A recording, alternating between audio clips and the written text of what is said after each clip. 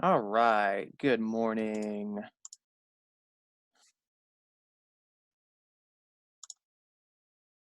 We don't need to see that math 162. Hello and goodbye. All right, good morning. I got a few things on the screen to discuss, due dates and such. I want to start trying to have this at the beginning every day, just for a minute or two. I said there's going to be a new discussion board coming soon. I'm not kidding about that. There will be. I just haven't had a chance to do it between last class and this one. So hopefully I'll get that set up tomorrow, and there'll be instructions in there. So please peek at the discussion board tomorrow. I might even be able to have it set up today if things go well. As a reminder, 4.2 and 4.3 are due on the 6th. 4.4 is going to be due on the 8th. We're going to talk just briefly about that today. I'm going to really quickly go through a worksheet just to get some answers. Remember that our project is due on the 8th. Man, I cannot tell you a better time to be wary of our budgets, because who knows what's going to happen to us, each of us individually, for the next several months. Also a good reason to emphasize people having a little bit of a nest egg, a 3 to 6 month emergency fund side, because of financial instability right now and everything that we're going through. But not that that project had anything to do with having an emergency fund, but it's just good to start thinking about your finances. The next Excel that's going to be due is 5.1 lines, and that'll be due on the 15th. I'm going to be mailing you a PDF of the midterm review later today, so you'll have it no later than 5 p.m. I should have it before 5 p.m. though. So I will email that to you. It will be a list of questions. It's going to be about, I want to say it's about 60 questions. So let's say 60-ish questions.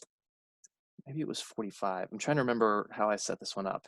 Somewhere 45 to 60. It's a decent amount of questions plus answers. So you're going to get questions, you're going to get answers, but you're not going to get anything in between. What you could do is use the discussion board if any of you wanted to work out questions together with this, since we can't necessarily get together. And like I said, I might pop my head in every now and then to the discussion board and throw an answer out there. Or not necessarily an answer, but an explanation of how it would be done. Obviously, you have the answers. Again, you'll have the questions, you'll have the answers. You're just responsible for completing the work in between. Midterm will cover chapters 1 through 4. It's not going to have a whole lot of Excel stuff on it, but it will have ballpark 1 or 2 questions that are Excel related. Things like talking about cell references, maybe fixed cell references.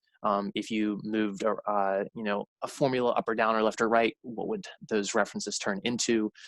But again, the midterm as well as the final are going to be much more emphasizing the course material, problems that are similar to the homework. Problems that are similar to what I talk about with the lecture, not necessarily some of the crazier stuff from the worksheets.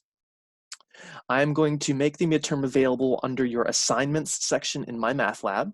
I'm going to put it near the top so that everybody sees it right when they log in. That will be available on April 8th. I'm going to have that made ahead of time, so it should just go up right at midnight or 12:01 a.m. And then you'll get 5 days to complete this. So it's going to be due on the 13th. It's going to be 20 questions. The review is going to be much, much, much, much, much longer than the midterm. So this will be 20 questions, the actual midterm itself.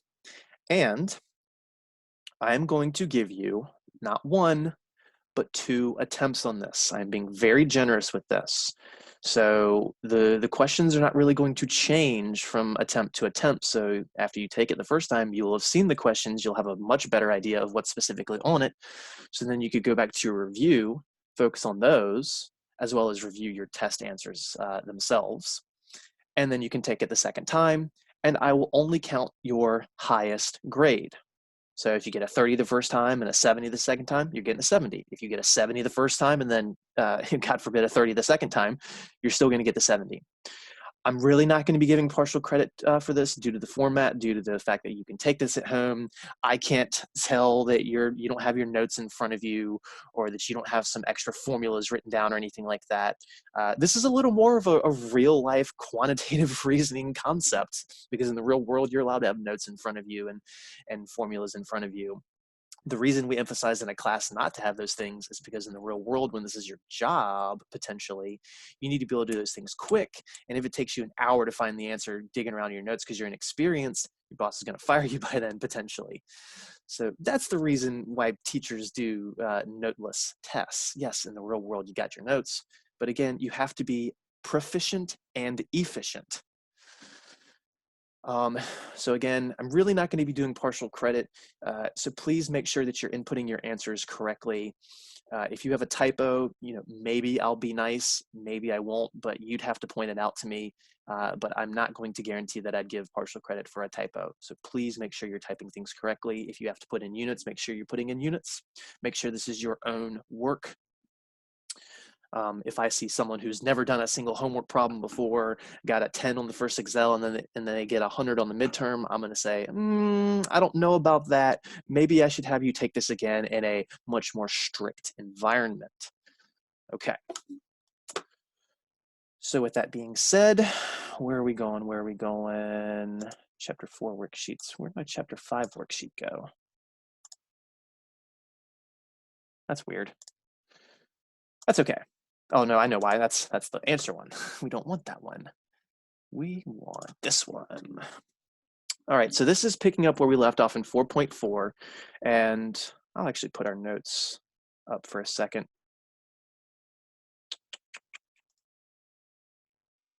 There we go.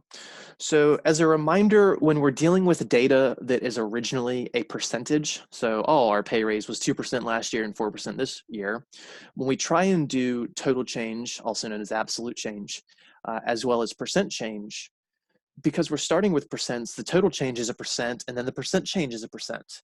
And we don't like having the same units for two different concepts. It's confusing.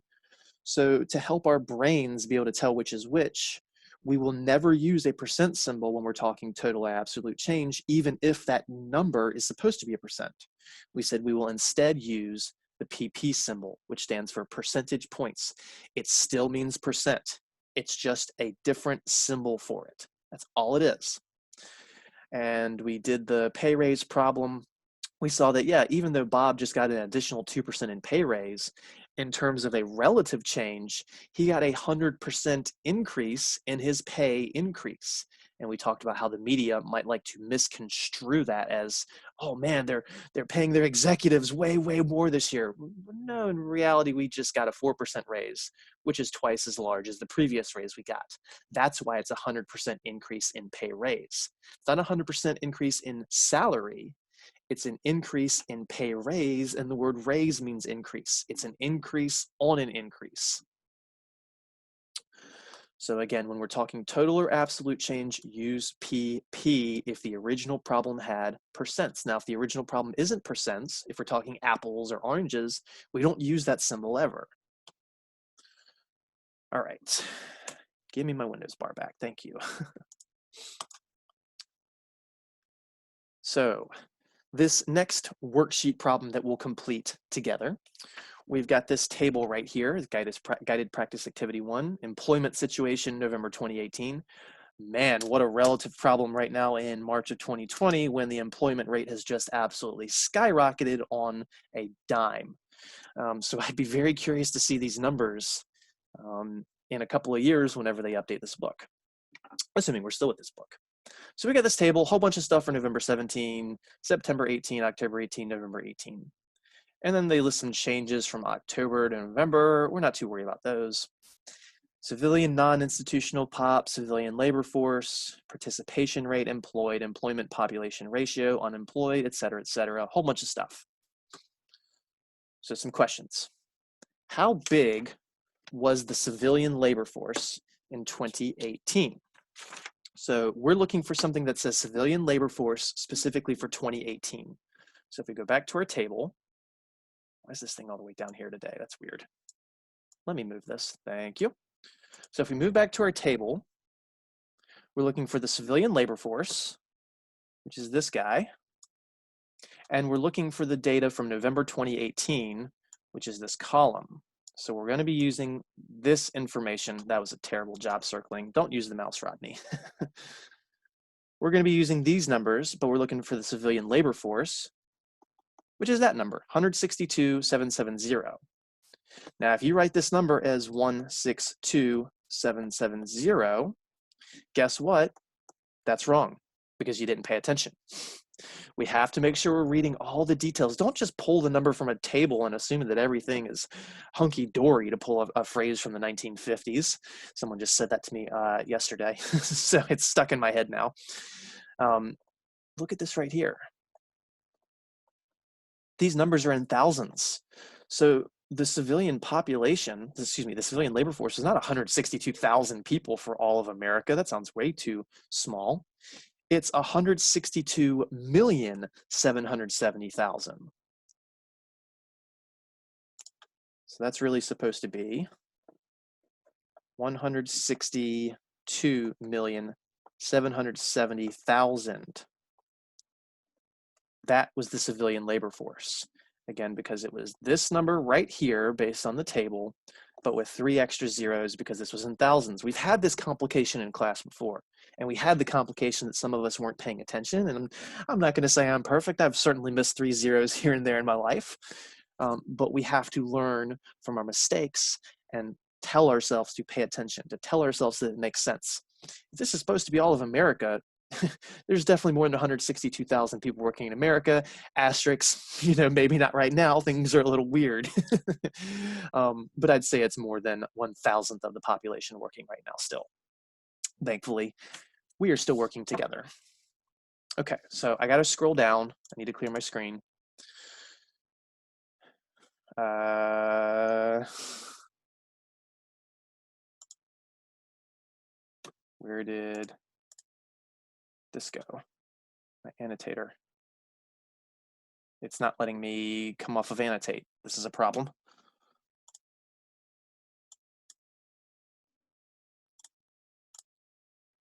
Maybe I've hidden it. I hit it. That's what happened. Silly me. Okay. Question 2, and I'm going to have to keep erasing these as I go because of the placement of the table. So question 2, what percentage of the civilian non-institutional population was employed in 2018? So we're looking for civilian labor force from November 2018. So again, we're using this column of numbers, and we're looking for the civilian labor force.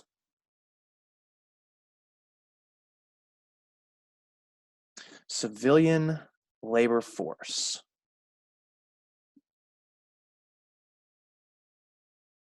Non-civilian. Non-civilian. That's the same thing. Non-civilian. Question 2, Rodney. What percentage of the civilian non-institutional population was employed November 18? So we're still using the November 2018, but now we're talking about the non-civilian. See, I had to pay attention, but I realized I was doing question 1 again. I asked myself, does that make sense? No, to question 2. So non-institutional population. Non-institutional population.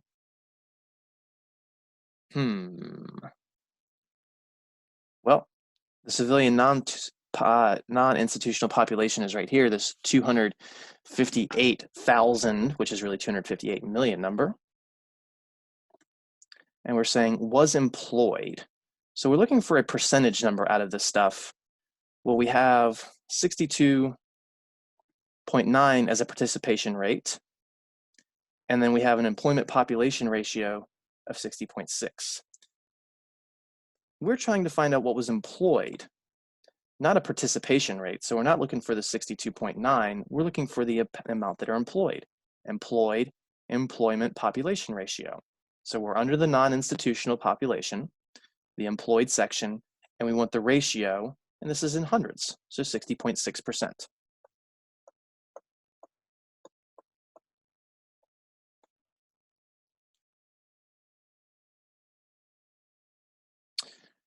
Question 3, again, I got to scroll down. Well, I can write this answer to the side. What percentage of the civilian non-institution population was participating in the same November 2018. So percentage means a participation rate in hundreds, because they say participating, so we're looking for participating. So now this bit that was crossed out before, go away dot, go away dot. It won't go away, sorry. So out of these two rates, I mean, there's also the unemployment rate, but we're not talking about unemployed, we're talking about employed or participating. We used the employed before, now we're talking about the participation rate. So that would be 62.9%.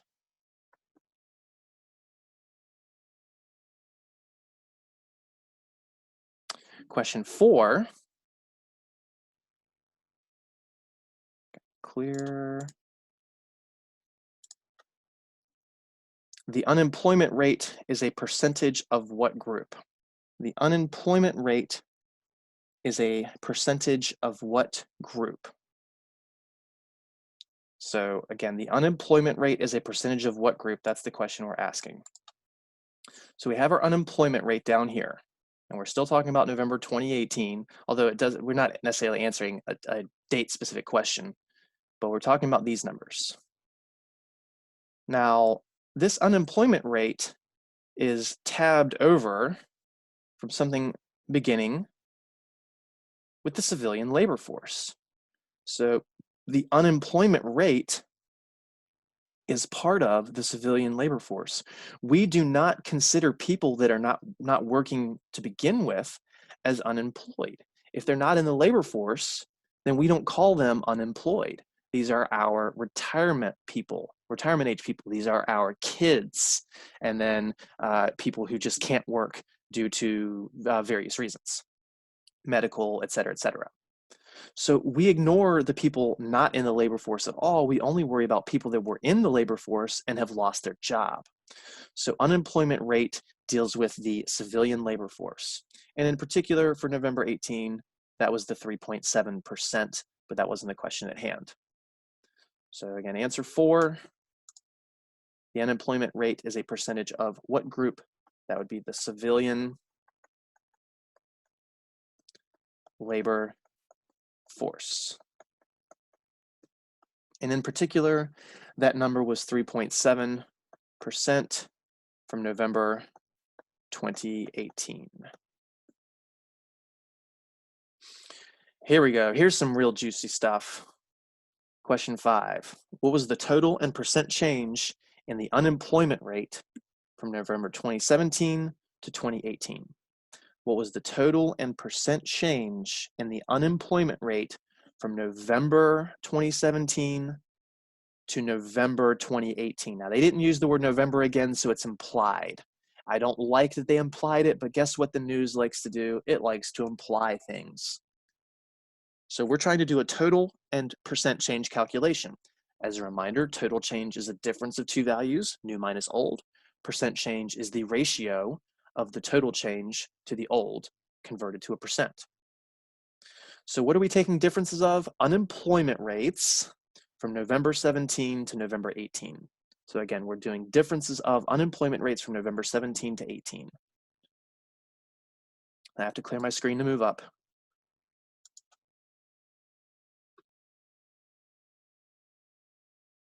So unemployment rates, that is this row, and we're going from November 2017, which was this 4.1, to November 18, which is the 3.7. So those are the two numbers that we are doing differences of. Now these are unemployment rates as a percentage. These are percents. That's 4.1% and 3.7%. So we're going to be doing total change with percentages, so we're going to have to use PP in the answer so we don't confuse ourselves later. All right, so 4.1 and 3.7, that's the old and the new in that order.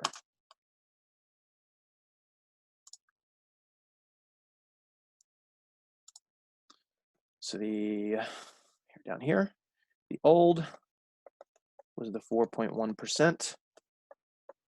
The new is the 3.7%. See how I'm using my words? I'm labeling things so I don't get confused later.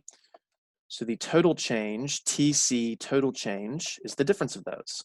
The new minus the old, 3.7% minus 4.1%, and that gives us negative 0.4%, but we don't use percent as a unit for total change. We use PP for percentage points. Now, sure, when you're doing your own work, if you write that as a percent and you remind yourself that it's total change, yeah, that's okay. But the problem is you might be looking at a table of information coming up. You can even see it at the very bottom for problem 6.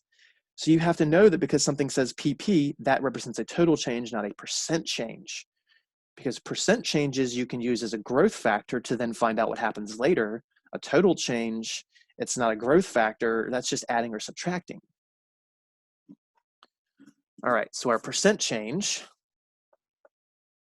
PC, sorry, percent symbol then C, percent change, that's the ratio of the total change to the old, the original.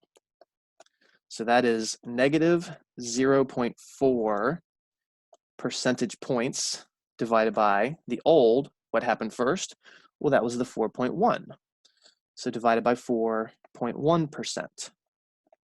Now, PP and percent are literally the same thing, so those units cancel each other out.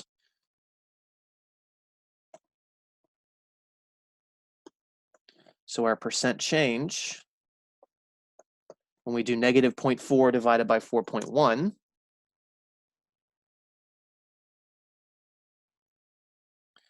negative 0.4 divided by 4.1, we should come up with 0.09756 blah, blah, blah, blah, blah. And it's negative, of course, negative 0.09756, which when you convert that to a percent is negative 9.756%. And let's just round that to one decimal place, which would be negative 9.8%.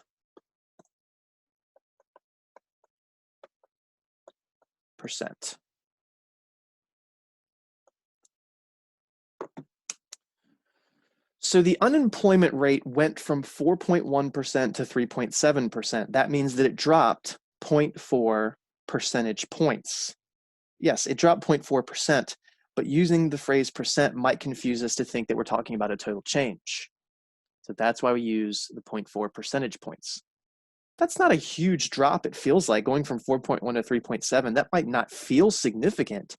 However, when you think about the value relative to what happened first, this was a 10% drop almost. And I would say that's pretty good.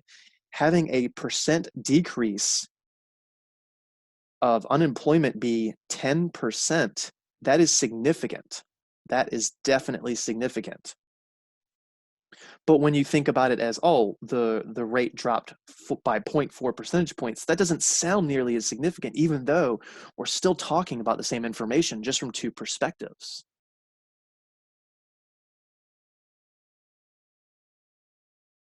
Okay. So with that being said, we can move on to question 6. I have to clear my screen. And remember, you can always pull these up on YouTube. If I go too quick, you can pause, you can rewind, all that good stuff. And luckily, you don't have to rewind the tape and return it to Blockbuster. Okay.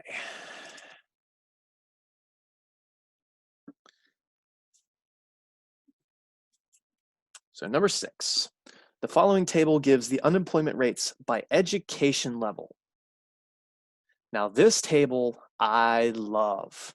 And the reason I love this table is because this is how things with stock market or just investments in general, because it doesn't have to be stock, it can be, you can buy bundles of mortgages and things like that. You can buy mutual funds, and they all work like this. You don't generally see what the price things sold were yesterday. You see what they're sold for today, and then you'll see the percent change from yesterday. So you'll see today's value and a percent change from what happened yesterday, but they don't actually list yesterday's value most of the time. They only list the new. And that's what's happening here. This question gives us information from November of 2018, And then they start asking questions about, well, what was it in the past? What was November 2017 look like? What's the total, or what's the unemployment rate? And then ultimately, what's the percent change for a couple of different things? So we have to think backwards. So if we're given an old and a total change, the old plus or minus the total change gives us the new, plus if it's positive, minus if it's negative. But if we're given the new and a total change, everything is flip-flopped. So just think about it this way. Let me get my pen up. Let's say I'm over here in the margin. If the old was 5 and the total change was +2, that makes the new 5 plus 2, which is 7. But what if I instead gave you that the new was, I don't know, 7, and the total change was up to, from the old, that says that the old has to be 7 minus 2, which is 5, because it increased 2 previously. If you did 7 plus 2, you'd get 9, and that wouldn't make sense. How would we go from 9 to 7 if the total change was positive? So when you have a new and a total change, everything's flip-flopped. Instead of, if you have a positive total change, you subtract. If you had a negative total change, then you'd have to add. So you have to pay attention to whether you have the new or the old information given, because that flip-flops how total change works. Okay, so that's just a little sidebar. So question A, does the data show that 5.6 of the unemployed had less than a high school education, or that 5.6 of those with less than a high school education were unemployed, and why? So this is a question that would normally, I'd give you a nice solid 5 to 10 minutes to think about. This is going to turn into 30 seconds. So we're just going to sit and stare for a minute and think to ourselves. Does the data show that 5.6, so we're talking about this number, 5.6% of the unemployed had less than a high school education, or is it saying that 5.6% of those with less than a high school education were unemployed? Well, let's think about this. If these numbers represented all of the different unemployed, so okay, well, this many come from high school, less than high school, this many come from high school, this many come from college, and this many come from bachelor's degree. If these numbers represented all of the unemployed, they would have to add up to 100%. You know what, this is, I'm gonna type this. Here we go.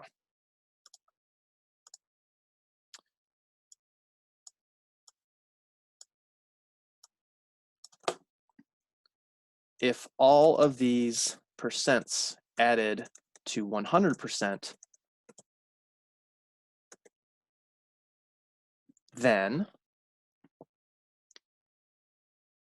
each number would be the portion of unemployed with a specific level. But it's not adding to 100%.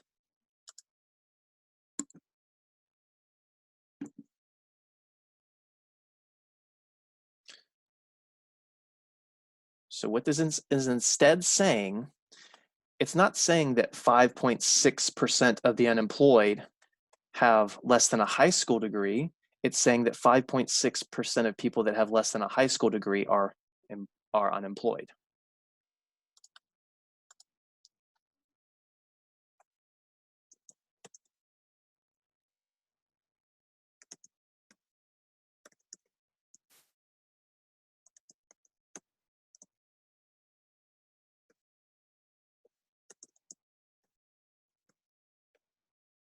There we go.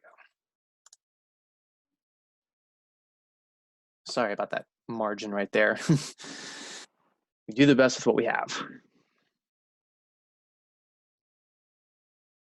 So again, if all of those percentages added up to 100%, that would be saying, all right, these are all the different categories that make up all of the unemployed.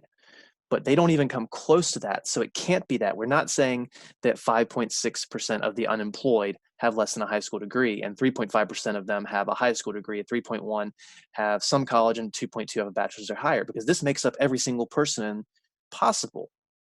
So this can't be subcategories of the unemployed. It's saying 5.6 of the people with less than a high school degree are unemployed. So then that means that 94.4% of people with less than a high school degree are employed. And then you can make that same statement for the other three. All right, next question.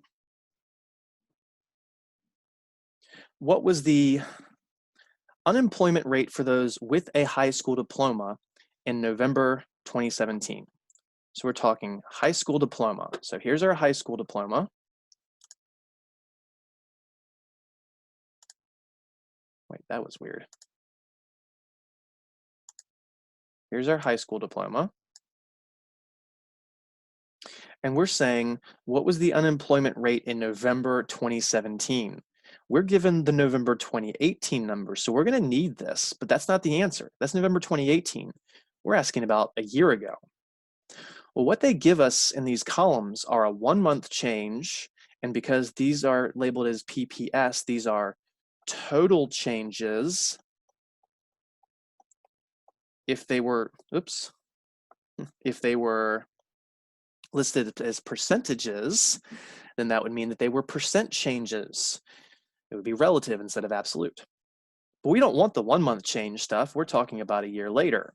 So we're using these numbers, specifically high school. So what we're saying is from November 2017 to November 18, this has gone down by 0.8 percentage points.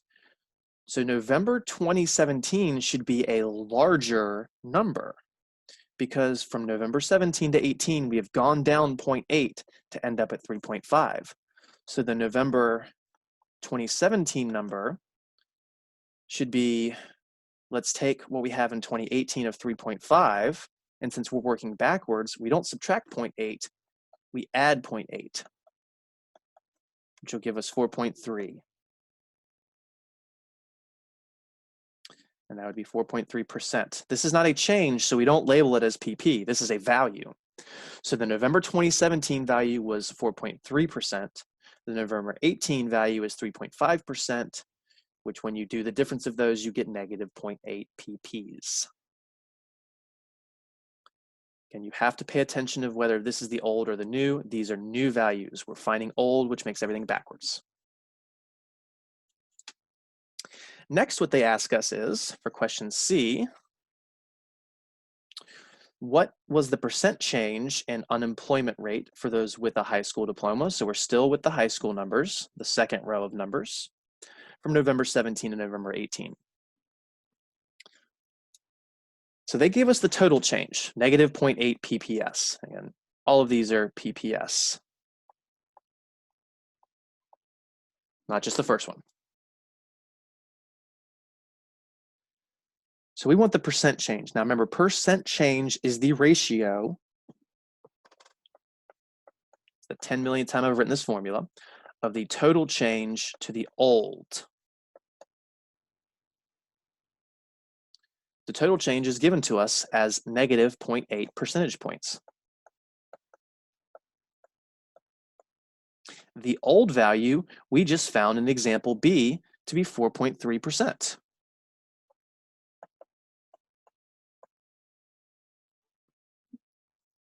The percentage points and percents are technically the same unit, so they cancel. So we're just doing negative 0.8 divided by 4.3, which would give us negative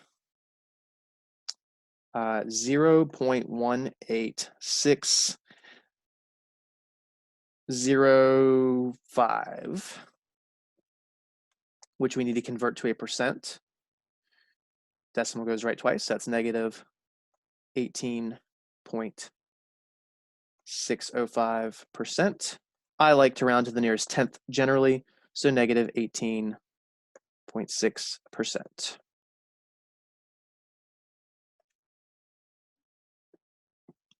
So what was the percent change in unemployment rate for those with a high school diploma? Well, when you talk about it relative to what it used to be, it sounds much more significant. It only dropped by about a percentage point, but relative to what it used to be, that's significant. It's almost a 20% decrease. That's amazing.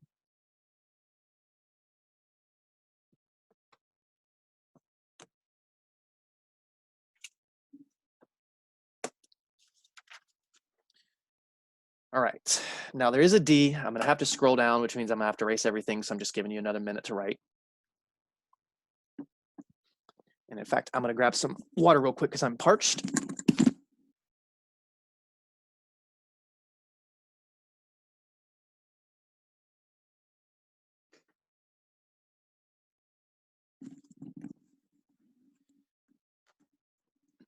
All right.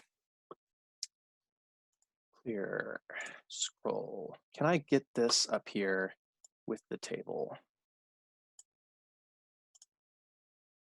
Oh, come on, come on, we can do it. There we go, perfect. What was the total and percent difference in unemployment rates for those with some college and those with bachelor's degrees or higher in November of 2018?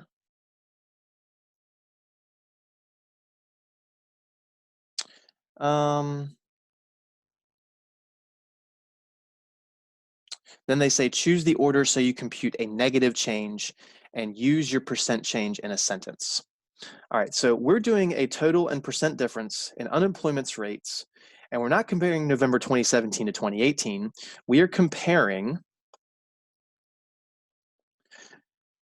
those with some college to those with a bachelor's degree from November 2018. So we're not comparing a literal old and new, we're comparing two completely different things. And in last class, we did an example where we said, all right, well, if you do compare apples to oranges, you get this version. If you call apples the quote old, but if you compare oranges to apples, calling the oranges old, you get some completely different information. And they say to choose the order so that you compute a negative change. So we're the media, we want something that seemed bad maybe, so we make a negative, or maybe negative's good here. Since unemployment rates are bad things, a negative change is a good thing. So we're trying to make this look good. Use your percent change in a sentence at the end. All right, so I'm gonna need to rip the numbers and then scroll down to give myself some room to move.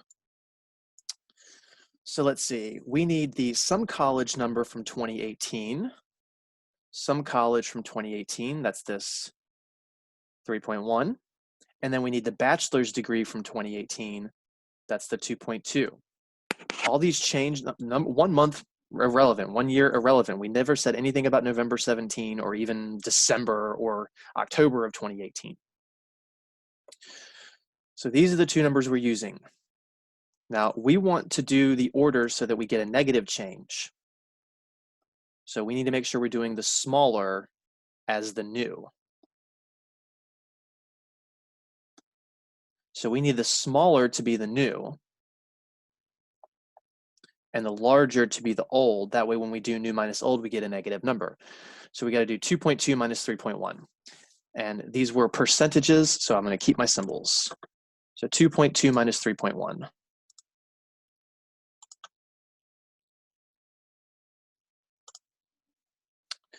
2.2% minus 3.1%. Again, the 2.2 was specifically the bachelor's. The 3.1 was the some college. And when we do that subtraction, we'll get negative 0.9. And now, I would normally write percent here because that's what these units say, but nope, we go percentage points so we don't confuse ourselves with the percent change later. So this is the total change. The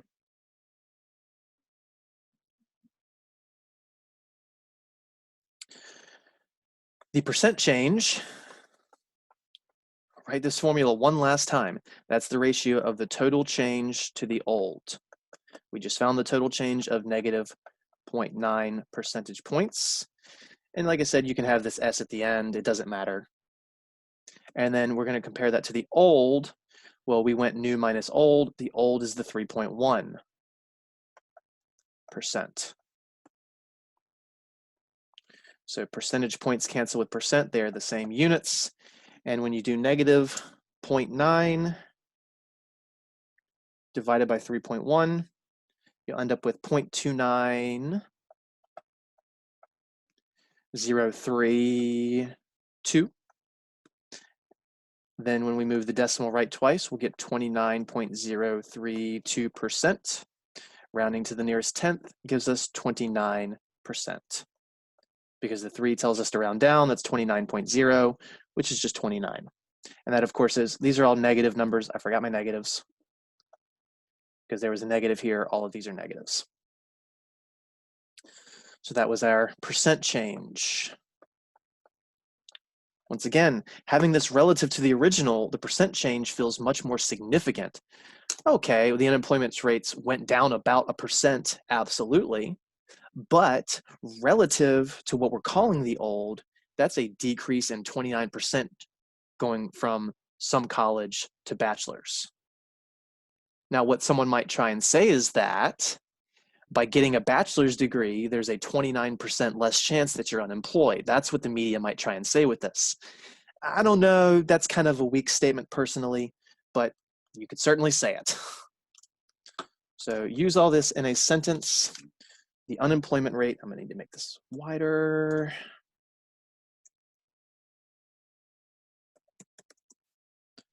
The unemployment rate for those with a bachelor's or higher is 29% less than the rate for those with some college. Is it necessarily because of the degree? I mean, that could be a good chance, but there's a lot of variables at play. Just because you get a college degree doesn't mean you're getting a job, especially in this world where trades are becoming more sought after at times. And I'm not saying that a college degree is not useless, it absolutely is. Please don't interpret it that way.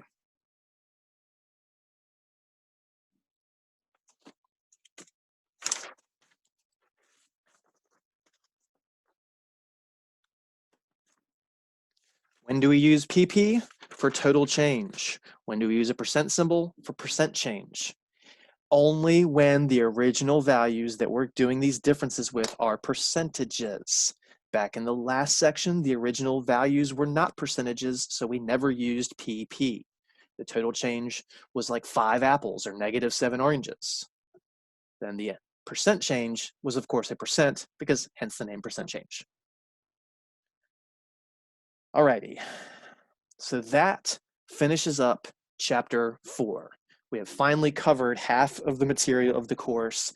Asterisks, if you remember from the very beginning of the semester, I did say that the first 4 chapters take us a lot longer to get through. First of all, because we cover more sections in these 4 chapters. Second of all, because we spend the first 2 weeks just talking about Excel as well as how the course works, which is chapter 0. And there's only going to be, like 1 section of chapter 6 we cover, maybe 2. It's 1.5 sections, arguably, of chapter 8. And we're just going to cover as much of chapter 9 as we can in the amount of time we have at the end of the semester, which is my favorite chapter, honestly. So if I have to trim chapter 8 a little, I might have to. Okay. Let's clear the screen, take off annotate. And we are done with this one. That's chapter 4 notes. If you looked at the homework earlier, you may have seen something involving a two-way table. In the interest of time, I'm going to cut that out of this course. We're not going to do that this semester. It's awesome stuff, but it is what it is. All right. Quiz time. Remember I said these are going to be random? Here it is.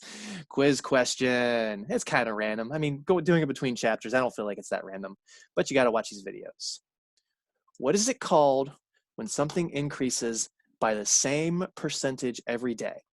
In other words, there is a growth factor. So to go from day 1 to day 2, or even year 1 to year 2, you can just multiply by 1%. So in other words, if we go up 10% from day 1 to day 2, if it uses this type of growth, then going from day 2 to day 3, we're going up 10%. Going from day 3 to day 4, we're going up 10%. And this is exactly how our money grows in a savings account, in a CD, in stocks, in bonds. Well, not really stocks and bonds because they change every day, but at the end of the day, you can average it out. So growth factors are used for something we call exponential growth. That's 2 words. Please make sure you spell it correctly. This is what we are building towards in this course. And this is how this coronavirus is expanding right now. We are seeing an exponential growth in the number of cases as well as the number of deaths. Now, to be fair, diseases spreading is not entirely exponential growth. It's something called logistical growth because eventually it tapers out, it flattens out, and we see very, very minimal expansion of the virus at that point. But right now, we are still in the exponential portion of that. So logistical growth has an exponential section where we're growing basically with the same percent every day, and then eventually it has to slow down because there's a population cap. We can't give this virus to infinitely many people because there are not infinitely many people. So our money grows exponentially. Our viruses, unfortunately, at first grow exponentially. So pros and cons to this stuff. But there are lots of things in the world that grow or decay exponentially. But the question for the quiz is, what is it called when something increases by the same percentage every day? Exponential growth. That quiz is not posted in Canvas yet. I will have that posted by 5 p.m. today, and it will be due by 11:59 p.m. tomorrow, 4/2. I'll post it by 5 p.m. though. I should have it posted by noon, but I'm just saying 5 p.m. to give myself a little bit of slack. So check it, 1 o'clock. If it's there, go ahead and answer it. Same as last time. Okay. Chapter 5. Oh, wow, look at that title, Proportionality. What did we just discuss for the last 3 chapters? Proportionality. Man, it's like we never actually do anything new. And it's not that we don't ever do anything new. The whole point of this course is to do as many things as possible with one simple concept. And proportionality, holy moly, we can do a lot of concepts with it. What are we going to start doing with this? Well, we're going to start graphing. We're going to start learning how to graph lines, how to interpret graphs of lines, their intercepts, their slopes, what they mean, and in fact, how sometimes in the real world, when we model data, they don't have to make sense always. Sometimes a graph with its data will make sense. Sometimes it doesn't. And that's based on the models that we use. So, proportionality, i.e. starting to graph lines. So again, all these notes are in Canvas. I believe I have chapter 5 live. If not, it'll be posted no later than noon. That's the first thing I'm gonna do. I start working on our midterm quiz and this stuff to make sure everything's available to you ASAP.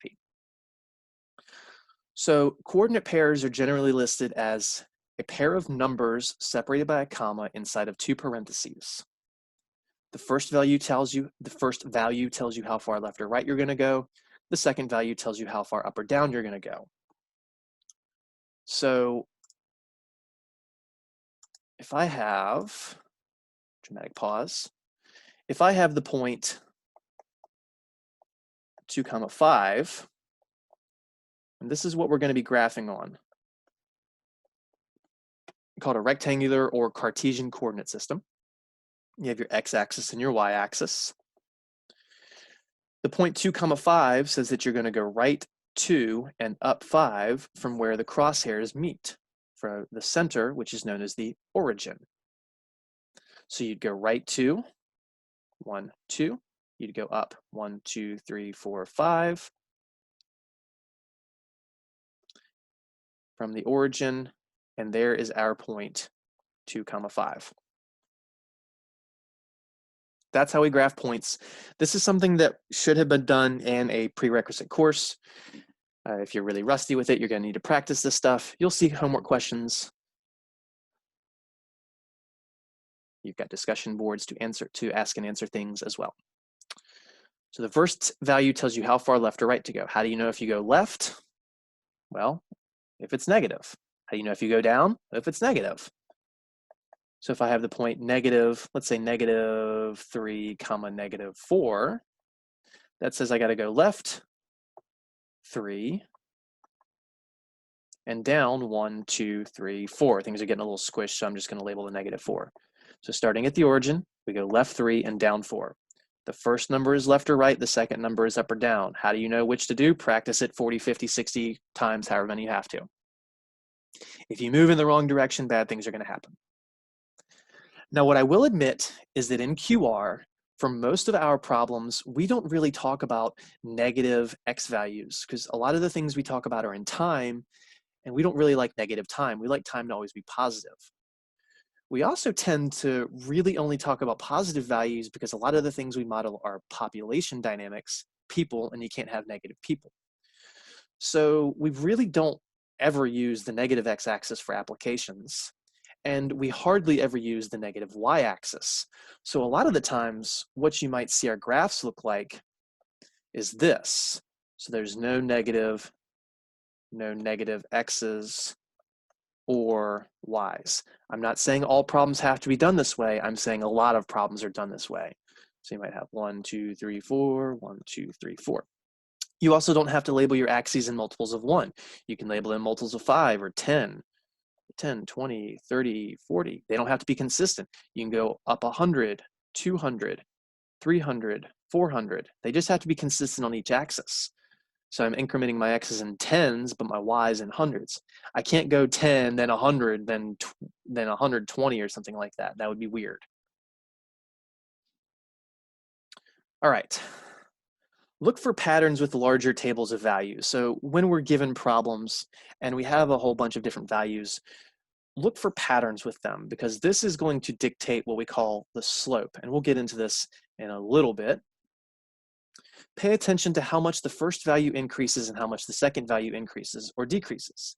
If this is consistent, then you may be able to make quicker conclusions about future data. So what I'm saying here is, let's say we had points of 0, 10, and then 1, 20. And then 2, 30, and then 3, 40. And then let's say I want to know what happens at 4 for the x value. So I got a question mark here. So what you're really supposed to do is use points to find a slope, then build your equation based on initial conditions and the rate of change. And then you can plug 4 into the equation.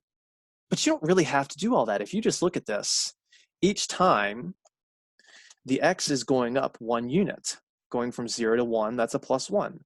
Going from 1 to 2, that's a +1. Going from 2 to 3, that's a +1. Going from 3 to 4, that's a +1.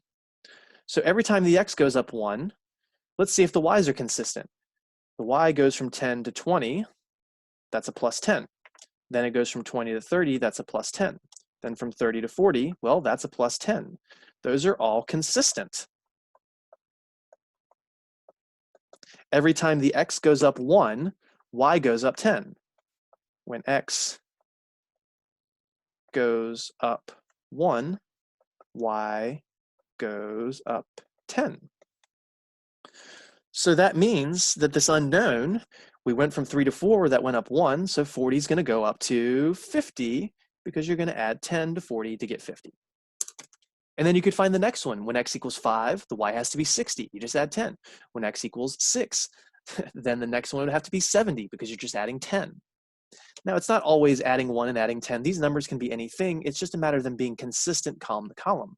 I could have had x's going from 0 to 2 to 4 to 6. As long as the increase is consistent, if the y increase is consistent, I can use that to predict the next and next and next values. This is very helpful at times. Okay, so that aside, when you do actually want to form a line, when you want to graph a line, you only need 2 points to actually form the line. Any extra point is more of a self-check. because of the way lines work. Let's just say, let's go over here. Let's say I had 3 points on a line. So here's point 1, here's point 2, here's point 3. Now, when I connect them, as best as I can with this tablet, please forgive me for it being a little skewed. This should be perfectly straight. That's the line. Let me see if I can magic this. Now, if I remove, nope, that didn't work. Nope, that didn't work. Let's try this one maybe. Nope, that didn't work. It erased both. I'm not gonna be able to do this. Let's pretend, let's just switch colors. Let's pretend, I'm all over the place now. Let's pretend this middle point wasn't here. So I'm gonna cover this blue point up. Sorry, that red point, and I'm gonna make it blue. I'm just gonna say, pretend it's not there. So all I have is the left point and the right point. Does that affect how that line would be graphed? I would just connect those 2 points and extend it forever. No, I didn't need that middle point. What if I didn't have this point on the left? If I just had these 2 points and connected them, well, that would form the exact same line. Or what if I didn't have the third point on the right? If I just had the first 2, well, I'd connect them and extend them, and they would form exactly the same 2 lines. So you only need 2 points for a line. All extras are just basically a self-check. I'm going to scroll down in just a second so you can get the rest of those notes. But I have to clear the screen in order to do that. 5, 4, 3, 2, 1, clear.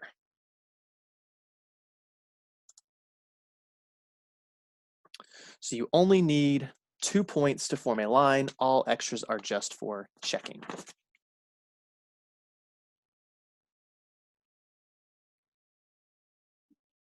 Okay. Last little bit, and then we'll go on to our worksheet, which we might be able to, I don't know, we probably won't finish this today, but we'll start it. Linear equations can be expressed as a total amount being equal to the sum of a variable amount and a fixed amount. A variable amount changes. A fixed amount does not change. That's what fixed means. Fixed means exactly the same. Like when we retire, we tend to say that we're living on a fixed income because we don't have a way of changing it necessarily. So variable amount means it changes. The word variable literally means change. Fixed amount means it doesn't change. It's constant.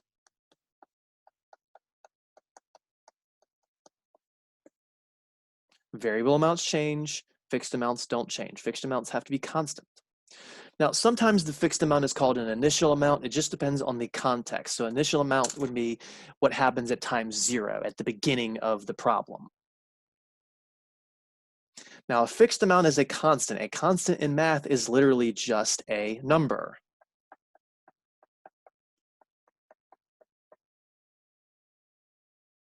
Something like your rent would be a fixed amount. Your rent doesn't change from month to month. Yes, it might change after a year, but let's just say for the same year. So if your rent's $1,000 in January, it's $1,000 in February, it's $1,000 in March, it's $1,000 in April, etc. So you just add that dollar amount to your bills to find the total you have to pay.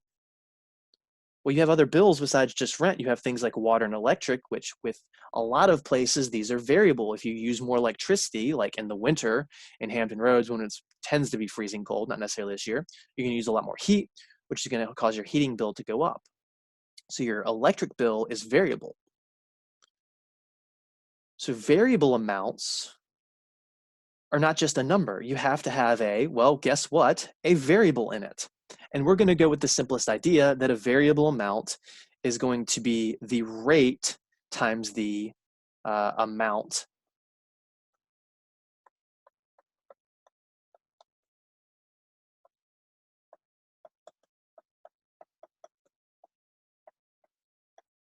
So again, the variable amount, I'm writing basically the same thing here, is always a rate times a variable.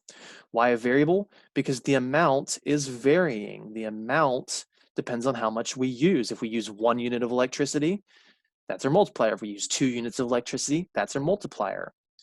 So it's generally the rate times X, or whatever letter you want to use. It doesn't have to be X. It can be P, it can be M, it can be Z, it can be A. It doesn't matter.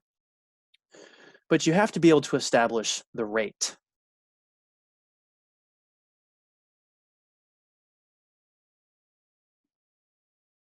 So again, the total amount is the variable amount plus the fixed amount. So what this usually looks like is some AX plus B. This is our standard linear model. Some number A times a variable plus B. A is the variable rate, B is the constant fixed or initial amount. It's what we start with, or what we have to pay no matter what, or what we get no matter what, depending on context. Now, I'm not going to do too much with this yet, but we will see this ultimately. Okay, let's go to the, no, I'm still on this. Got to take off annotate. There we go. Going to chapter 5 worksheet. Zoom in a little. What do we got, 15 minutes? Just about. So 5, linear functions, 5.1, proportionality. Again, chapter 5 is all about graphing lines. So you see all this stuff. We studied functions in chapter 1. We talked about ratios and proportionality in chapter 2, and then we kept going with that, extending those concepts into percents ultimately. So this table below shows the cost of a monthly track phone plan, and it's proportional to the number of minutes talked at rates of 5 cents and 7 cents per minute. So we got one plan that's costing 5 cents per minute, and we have another plan costing 7 cents per minute. So this is kind of an old school plan. I know some of them still exist. Most of us are on unlimited plans by now. So we're going track phone, we're going burner. And this is based on how much you use it. So if you don't use it, you don't necessarily pay anything. Now there might be a flat annual fee, spoilers for later, but for now we're gonna leave that out. So 5 cents per minute is one plan and 7 cents per minute is the other plan. And I feel like it's obvious, I'd rather have the 5 cents per minute plan, but maybe there's another reason not to have it later. So they created the graph for us based on these table of values. So the red one, let me start with the blue one. The blue one is the 5 cent plan. So these together make up the table of values, the points for the 5 cent plan. So it's 0, 0, 1, 5, 2, 10, and 3, 15. So here's 0, 0. Then we go right 1 and up 5. Then we go right 2 and up 10. Then we go right 3 and up 15. And then those 3 points are connected to make a line. Now this line arguably should be extended infinitely, like so, to the right but not the left. Why not left? Because we can't talk a negative minutes. This is what I was talking about earlier, context. A lot of these problems only deal with the positive values. Now the red line is formed by using the minutes here and the cost here. So the red portions of the table make up the table of values for the red. So we're going 0, 0, 1, 7, 2, 14, and 3, 21. And that's because we're just taking the number of minutes and multiplying it by 7 cents each time, whereas previously we took the number of minutes times 5 cents. So the first one in the reds, 0, 0, that's here, that's the origin again. Then 1, 7, that's right here, right 1 up 7. I don't have 7 labeled, but you can see it's just a little higher than 5. Then 2, 14, that's right 2 up 14, which is a little below the 15. And then 3, 21, that's right 3 up 21, which is just a little above the 20. And I don't have to go back and label these individually. I'm just trying to do that for emphasis.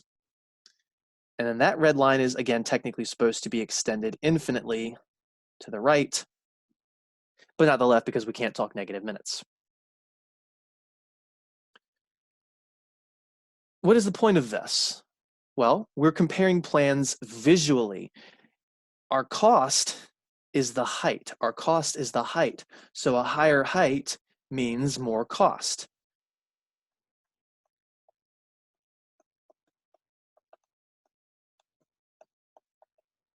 And since we're trying to be good consumers and save our money, especially right now, we don't want to be higher on the graph. We want to be lower. So if I know I'm going to talk 3 minutes on the phone, would I rather pay 15 cents or 21 cents? I'd rather pay 15 cents, obviously. And we can see that is lower here. 3 minutes on the blue plan is 15 cents. 3 minutes on the red plan is 21. The blue is lower. So I've got a visual aid to tell me which is lower or higher. And I can see that this is just going to get worse and worse as I go. Initially, the gap's kind of small, but that gap gets bigger and bigger, which means as you talk more and more, the red plan becomes better, even better and even better and even better. Now, right here, they say that you go right 1 and up 5 to go from point 1 to point 2. Now, when we graphed point 2, we said it was on the blue one, 1, 5. Right 1 up 5. Then when we plotted the third point, that was right 2 up 10. We started at the origin, we go right 2 up 10. Then the next one was right 3 up 15. But remember I was talking about using those patterns previously?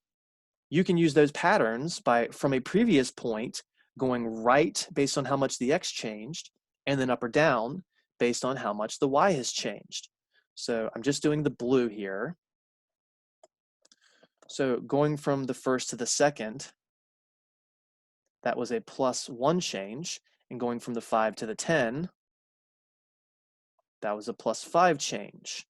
So that's how the right 1 and up 5 happens. And then the same thing happens again. You go up 1 here to go from 2 to 3, and you'll go up, and by up, I mean the value is increasing. And the 10 goes up 5 to 15. So from this point right here, instead of having to go back to the origin and go right 3 up 15, I can just say, all right, from the last one, let me go right 1 cent, and then let me go up, 1 minute, not cents. And then let me go up 5 cents.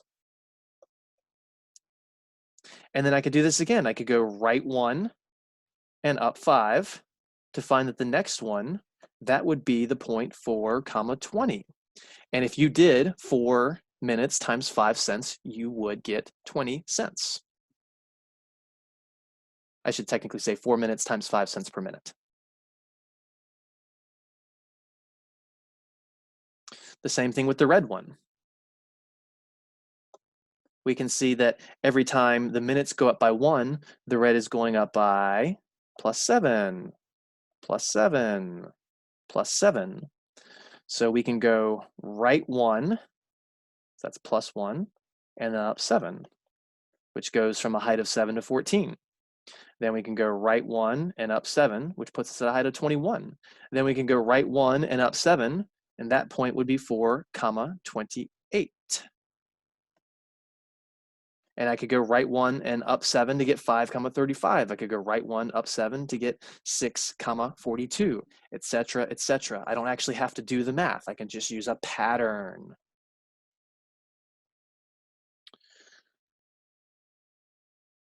All right. With our last 5 minutes, I got to clear my screen.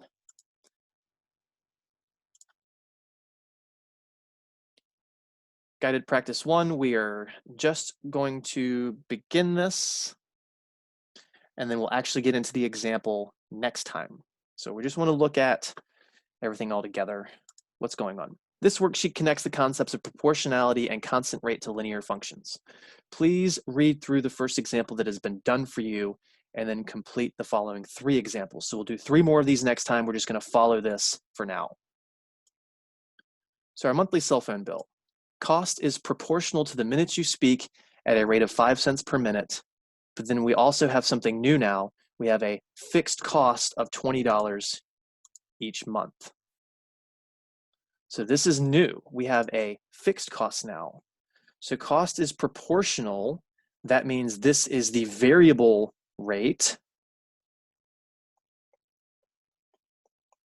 So we're on the 5 cent plan. We're not using the 7 cent plan. We're taking the 5 cent plan because it was cheaper.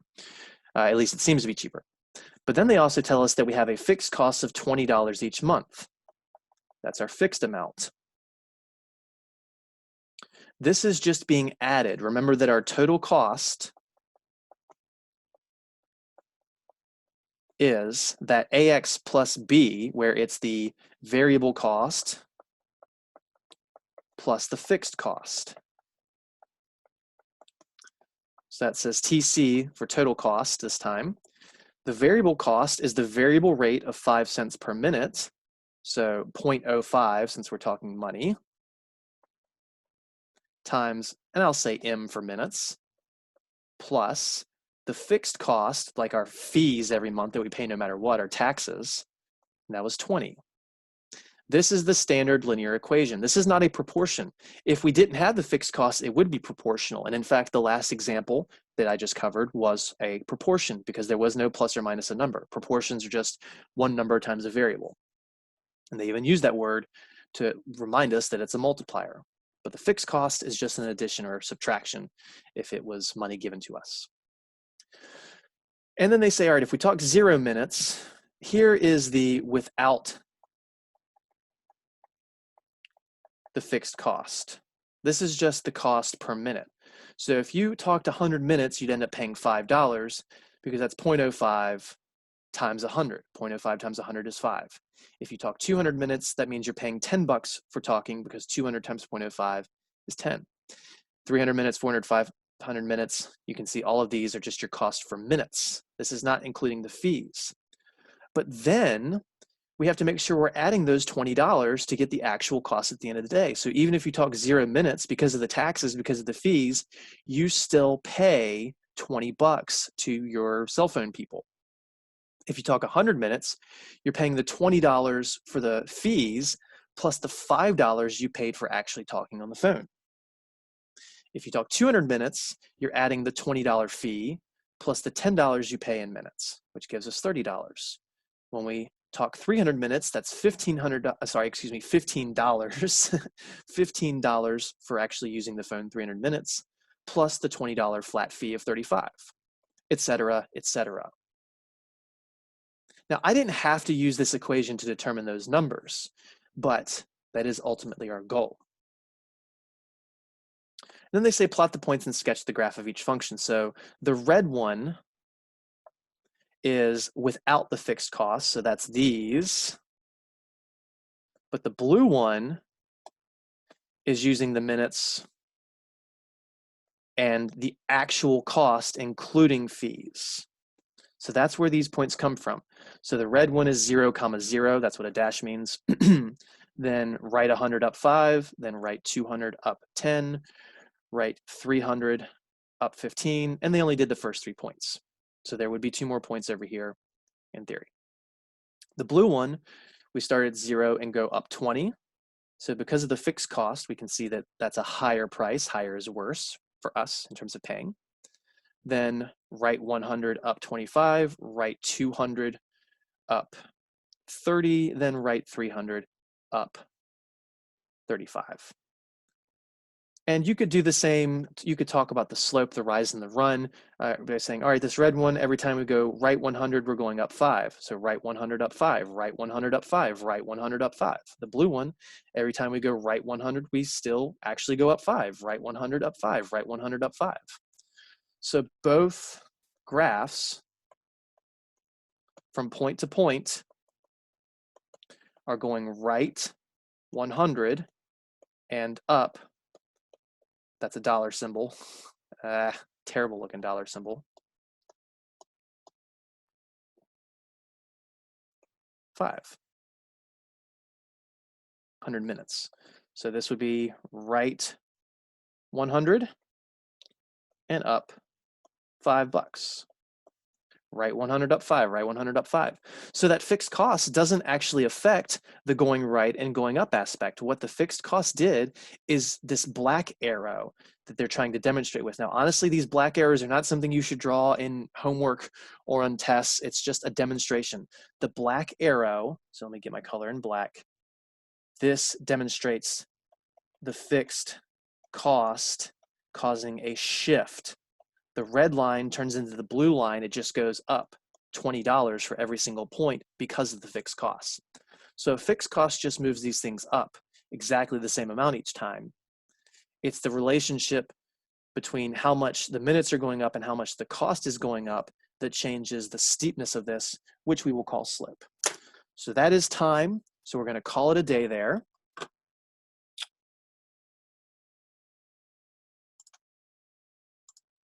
As a quick reminder, all of those